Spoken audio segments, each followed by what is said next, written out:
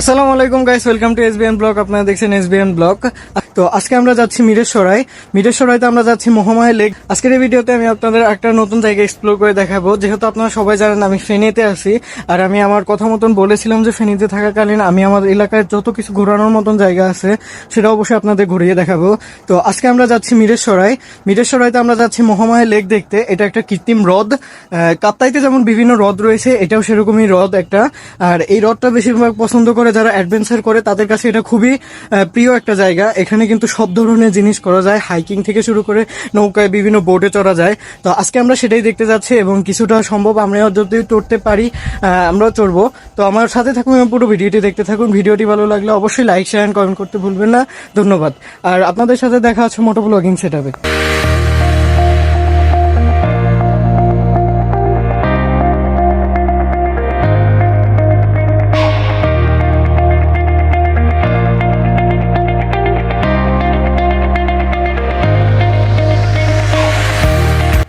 So guys, এখন কিন্তু আমরা গাড়িতে উঠে পড়েছি, মানে মোটর সাইকেলে উঠে পড়েছি। আর এখন কিন্তু আমরা মহামায়া লেকের উদ্দেশ্যে রওনা দিয়ে দিয়েছি। আর মহামায়া লেকটা কিন্তু আমাদের বাসা থেকে মাত্র 32 থেকে 33 কিলোমিটার দূরে। তো আমরা দুইটা বাইক নিয়ে কিন্তু চলে যাচ্ছি এখন মহামায়া লেকের উদ্দেশ্যে। রাস্তার কিছু ভিউ দেখাবো, অসাধারণ কিছু ভিউ রয়েছে। তো দেখতে থাকুন এবং পুরো ভিডিওটি ভালো লাগলে অবশ্যই লাইক, শেয়ার কমেন্ট করতে ভুলবেন না।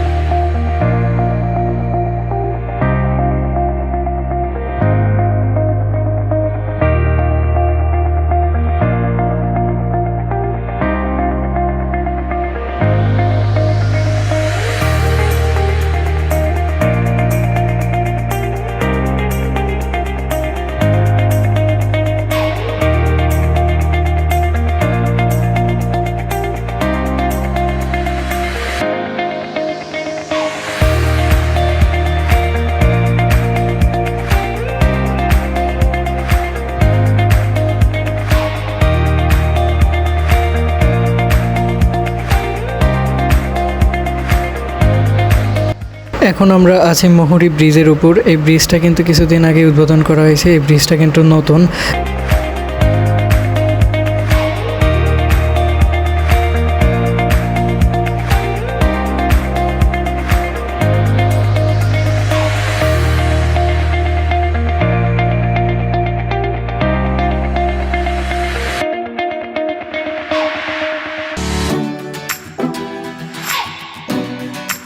সো গাইস, আমি আপনাদের ইনফরমেশনের জন্য জানিয়ে দিচ্ছি যে এই রাস্তাটা হলো জোরারগঞ্জ যাওয়ার রাস্তা। এই রাস্তাটি যে আপনারা বারুরহাট, মিরেশ্বরাই, চট্টগ্রাম সব দিকে যেতে পারবেন। এটা বলা যায় একটু ভিতরের সাইড দিয়ে রাস্তা। আর আমরা যে রাস্তাটি দিয়ে যাব এবং সামনে যে রাস্তাগুলো পাবো, এটা হলো সামনে যে রাস্তা দিয়ে যাব সেটা হলো ওল্ড হাইওয়ে নামে পরিচিত। চট্টগ্রামে যখন পুরনো হাইওয়ে ছিল তখন ওটা ব্যবহার করা হতো। এটা শহরের ভিতর দিয়ে ছিল। এখন কিন্তু আমরা পুরোটাই বাইর সাইড দিয়ে যাই, 4 লেনের হাইওয়ে করা হয়েছে, সেই লাইন দিয়ে যাই। সো গাইস, আমরা কিন্তু এখন মহামায়া লেকের যে রাস্তাটি রয়েছে বা পার্কে যাওয়ার যে রাস্তা রয়েছে তার সামনে এসে পড়েছি। আর আমার ডান সাইডে যে বাসগুলো দেখতে পাচ্ছেন, আপনারা যদি চট্টগ্রাম থেকে আসেন বা ফেনী থেকে বা ঢাকা থেকে যেখান থেকে আসুন না কেন, সেটা কিন্তু আপনাকে এখানে নামিয়ে দেবে। আর এখান থেকে আপনাকে সিএনজি নিয়ে ভিতরে যেতে হবে। প্রায় 1 থেকে 2 কিলোমিটার দূরে কিন্তু ভিতরে যেতে হয়। তারপরে কিন্তু আপনারা পার্কটা দেখতে পারবেন। তো আমাদের পাশে থাকুন, পুরো ভিডিওটি দেখতে থাকুন। ভিডিওটি ভালো লাগলে অবশ্যই লাইক, শেয়ার কমেন্ট করতে ভুলবেন না।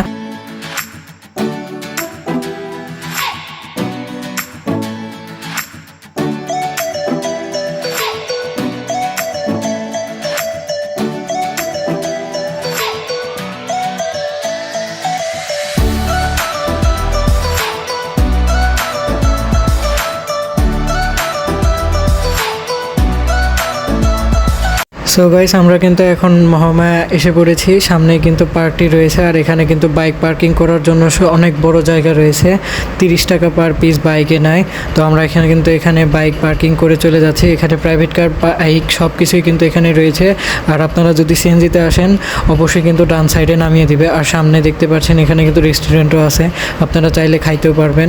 বাম সাইড দিয়ে দেখতে পাচ্ছেন এখানেও কিন্তু পার্কিংয়ের ব্যবস্থা করা হয়েছে। প্রতি বাইকের জন্য 30 টাকা করে নেওয়া হয়। আর পার্কিংয়ের সিকিউরিটি কিন্তু অবশ্যই ভালো রয়েছে। আর হেলমেট যদি থাকে আপনাদের সাথে অবশ্যই সেটা কিন্তু নিজের দায়িত্বে ক্যারি করতে হবে। তো এখন কিন্তু আমরা যে 4 জন এসেছিলাম তারা কিন্তু এখন টিকিট নিব। আর এখানে টিকিটের প্রাইসটা হলো 50 টাকা পার পিস। তো আমরা 4 জন কিন্তু টিকিট নিয়ে নিই। সামনে এই যে দেখতে পাচ্ছেন মহামায়া। আর যেহেতু পহেলা বৈশাখ ছিল সেহেতু কিন্তু প্রচুর পরিমাণে রাশ ছিল, দেখতেই পাচ্ছেন ভিডিও আশেপাশের।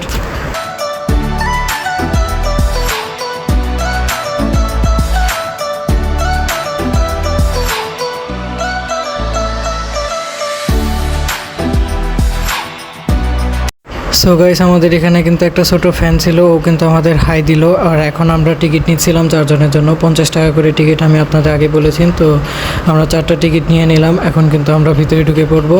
তো পুরো ভিডিওটি দেখতে থাকুন এবং ভিডিওটি ভালো লাগলে অবশ্যই লাইক শেয়ার কমেন্ট করতে ভুলবেন না।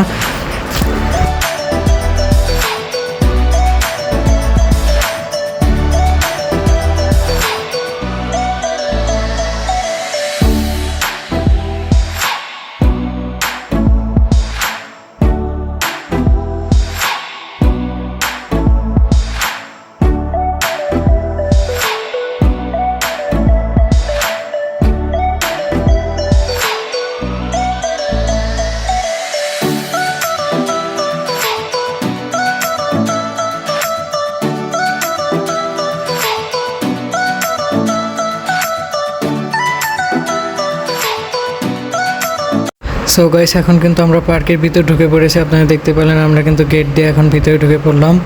এখন আমরা আরও সামনে হাঁটে যেতে হবে, প্রায় অনেকটা 1 কিলোমিটারের বেশি একটু হাঁটে যেতে হবে আপনার মেন জায়গায় উঠতে গেলে, বা রথটা যে দেখবেন সেখানে উঠতে গেলে অনেকটা হাঁটে যেতে হবে।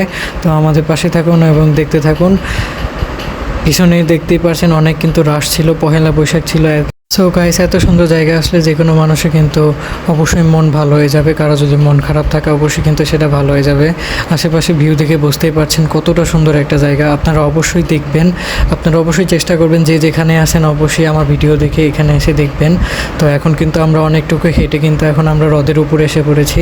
আর এখন আমরা সো গাইস, এখন আমি পুরোটা এক্সপ্লোর করে দেখাবো কোথায় কি আছে, কি কোথায় কীভাবে দেখতে পারবেন এবং কোথায় কোনটা আছে সব কিছু এখন আমি কিন্তু এক্সপ্লোর করে দেখাবো। সামনে দেখতে পাচ্ছেন অনেক মানুষ, আর বাম সাইড দিয়ে যে বোটগুলো দেখতে পাচ্ছেন এগুলো দিয়ে কিন্তু মানুষ বিভিন্ন জায়গায় ঘুরতে যায়। এখানে কিন্তু ঝর্ণাও রয়েছে, যেহেতু এখন অফ সিজন, প্রায় বলতে পারেন অফ সিজন না, মানে বৃষ্টি হয় না তেমন একটা, খরা। আর হ্রদের পানিও কিন্তু অনেকটাই কমে গেছে, দেখতেই পাচ্ছেন। আগে কিন্তু প্রচুর পরিমাণে পানি ছিল, এখন কিন্তু তেমন একটা পানি নেই। তো বুঝতে পারছেন এখন কিন্তু ঝর্ণার অবস্থাও তেমন একটা ভালো না। তো আপনারা কিন্তু বাম সাইডে দেখতেই পাচ্ছেন অনেকে কিন্তু বোট নিয়ে যাত্রা করতে যাচ্ছে। আর এখন যেটা দেখাচ্ছে এটা কিন্তু টিকিট কাউন্টার, এখান থেকে কিন্তু আপনার ছোট ছোট বোটগুলো নিয়ে হাইকিং করতে বের হয়ে যেতে পারেন। তো 3 জন 4 জন করে কিন্তু অনেকেই চলে যাচ্ছে। তো আমি আপনাদের ভিডিওগুলো দেখাচ্ছি, দেখতেই পাচ্ছেন অনেকেই কিন্তু বোট নিয়ে চলে যাচ্ছে। আর হ্রদের পানি অনেকটাই কমে গেছে, এটা আপনাকে বলতেই হবে আর এটা আপনাকে মানতেই হবে। কেননা বৃষ্টি হয় না, বৃষ্টি হলে হয়তো অনেকটা পানি বাড়তে, কিন্তু এখন যেহেতু বৃষ্টি নাই, অফ সিজন, আর বৃষ্টি হলে জায়গাটা কিন্তু আরও অনেক সুন্দর হয়, সবুজ শ্যামল হয়। তো এখন আমরা যাচ্ছি হলো পাহাড়ের নিচে, মানে নিচের দিকে। এটা একটু উপরের সাইডে ছিল, এখন আমরা যাচ্ছি নিচের দিকে। নিচেও কিন্তু পিকনিক স্পট রয়েছে, এখানে আপনারা এসে পিকনিক করতে পারবেন, ফ্যামিলি নিয়ে সময় কাটাতে পারবেন। আরও ঘোরার মতন অন্যান্য জায়গা রয়েছে, সেগুলো আমরা দেখাবো।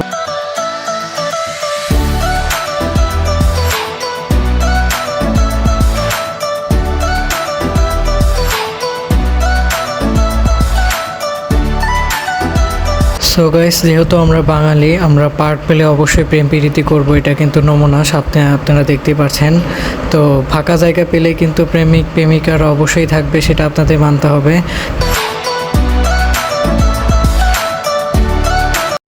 সো গাইস, আপনারা কিন্তু দেখতেই পাচ্ছেন মানুষ কিন্তু অনেক এসেছে এবং তারা কিন্তু বোট নিয়ে ঘুরতেছে, দেখতেই পাচ্ছেন। অনেকেই ঝর্ণায় ঘুরতে গেছে, অনেকে উপর দিয়ে ঘুরছে, ছবি তুলছে এবং অনেকে নিচে বসে আছে।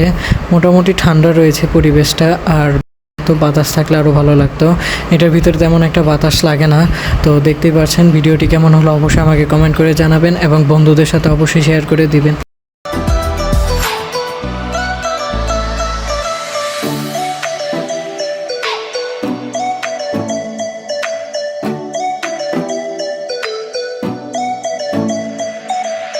সো গাইস, জায়গাটা কিন্তু ফ্যামিলিকে নিয়ে পিকনিক করার জন্য সবচেয়ে বেস্ট একটা জায়গা। আপনারা যদি সকাল সকাল আসেন, ফ্যামিলিকে নিয়ে আসেন, অবশ্যই কিন্তু আপনাদের অনেক ভালো লাগবে।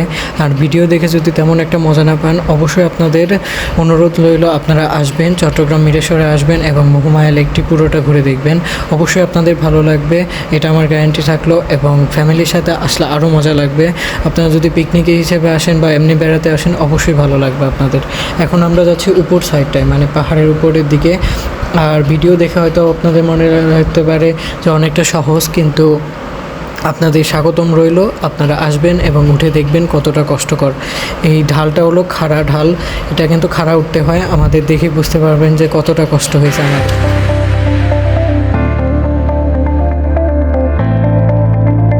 সো গাইস, আমার ভাইদের অবস্থা দেখে বুঝতেই পারতেছেন যে এটা কতটা খারাপ। আর আমরা নিজেরাও কিন্তু অনেক স্ট্রাগল করছি। যখন আমার ভাই আমাকে ধাক্কা দিয়ে উপরে উঠিয়ে দিল, এক টানে আমি উঠে পড়েছি। তো এখন কিন্তু ওরাও আস্তে আস্তে উঠতেছে, দেখতে পাচ্ছেন। সবার কিন্তু অবস্থা টাইট, সবাই কিন্তু হয়রান হয়ে গেছে। এবং একটা সুবিধা আছে যে যে কোনো জায়গায় বসার জায়গা আছে। যদি আপনার কপাল ভালো হয় তো আপনি সেখানে বসতে পারবেন, না হলে আপনাকে ওভাবে দাঁড়িয়ে এক সাইডে জায়গা নিতে হবে। তো আমরা ওখানে একটু রেস্ট নিয়ে আবার উপরে উঠতেছি, দেখতেই থাকুন। আর ব্লগ মানে কিন্তু র ফুটেজ, আমাদের সাথে যা যা ঘটবে সেটাই কিন্তু আমি আপনাদের দেখাবো। তো আমাদের সাথে যা যা হচ্ছে তাই কিন্তু আমি আপনাদের দেখাচ্ছি। এবং ভিডিওটি ভালো লাগলে অবশ্যই লাইক শেয়ার কমেন্ট করতে ভুলবেন না। আর অবশ্যই ফ্রেন্ড সার্কেলে সবার সাথে শেয়ার করে দিবেন। গাইস, আমি আপনাদের মহুমায়ের পুরো ভিউ দেখানোর জন্য এই বাড়িটার উপরে উঠিয়ে দেখাবো এবং এই বাসাটার উপর থেকে আমি আপনাদের পুরোটা ভিউ দেখাবো মহামায়া দেখতে আসলে কেমন। এই দেখুন, এটা হলো মহামায়ার পুরো ভিউ। এই ভিউ থেকে কিন্তু বুঝতে পারছেন মহামায়া লেকটা কতটা সুন্দর। চারপাশে যেদিকে দেখবেন সেদিকে কিন্তু পাহাড় আর পাহাড়। আর জায়গাটা কিন্তু অনেক সুন্দর, দেখতেই পাচ্ছেন। মানুষরাও কিন্তু এখানে এসেছে। আমরা তিনজন কিন্তু উঠে পড়েছি উপরে। আর এখান থেকে কিন্তু পুরো মহামায়া লেকের পুরোটা যাচ্ছে, দেখতেই পাচ্ছেন।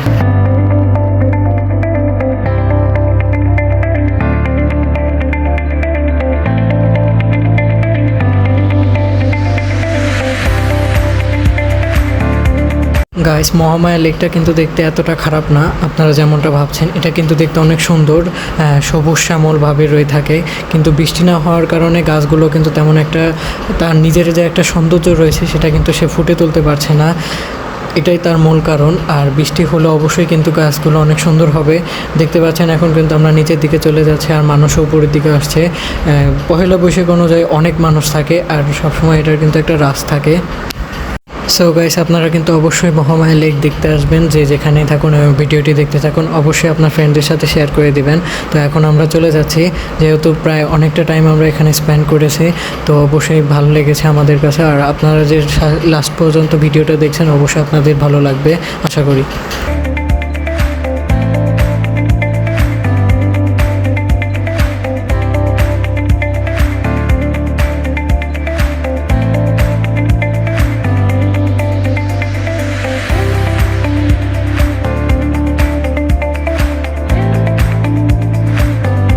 সো গাইস, এখন কিন্তু আমাদের ঘোরাঘুরি করা শেষ। তো ভিডিওটি কেমন লাগলো অবশ্যই কমেন্ট করে জানাবেন। এখন আমরা গেট দিয়ে বের হয়ে যাচ্ছি। আর গেটের বাইরে তেমন রয়েছে বিভিন্ন মার্কেট রয়েছে, বাম সাইড দিয়ে বিভিন্ন ধরনের খেলনার দোকান এবং বিভিন্ন হোটেল রয়েছে, দেখতে পাচ্ছেন। এখান থেকে আপনারা খাওয়া দাওয়া করতে পারেন বা বিভিন্ন কেনাকাটা করতে পারেন। সো গাইস, আজকের মতন ভিডিওটি এতটুকু। ভিডিওটি ভালো লাগলে অবশ্যই লাইক শেয়ার কমেন্ট করতে বলবেন না। আর ভিডিওতে কোনো ভুল ত্রুটি থাকলে অবশ্যই ক্ষমা দৃষ্টিতে দেখবেন। ধন্যবাদ।